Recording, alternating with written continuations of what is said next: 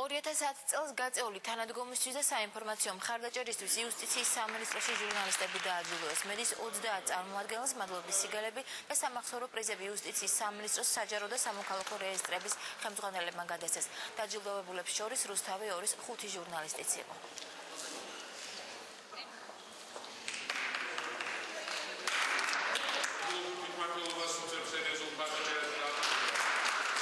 ეს არის ერთ-ერთი უწყება, რომელიც საკმაოდ გახსნილი არის ჩვენთვის ჟურნალისტებისთვის. და ძოლით ახალი წლის დადგომამდე, რამდენიმე საათით ადრე, ის ჟურნალისტები, ვინც ამ უწყებასთან ინტენსიურად ურთიერთობთ, ასე ვთქვათ, სასიამოვნო რამდენიმე საათი ჩვენთვის გამართეს. ძალიან სასიამოვნო პირველ რიგში ჩვენთვის ჟურნალისტებისთვის, იმიტომ რომ ჩვენ ყოველდღიურად ვაშუქებთ პაკეტებს სიუჟეტებს ამ თემებზე, სხვადასხვა რეფორმებზე და სიახლეებზე, რომელიც ამ უწყებაში ხორციელდება. ამიტომ ძალიან დიდი მადლობა მინდა გითხრა ყურადღებისთვის იუსტიციის სამინისტროს.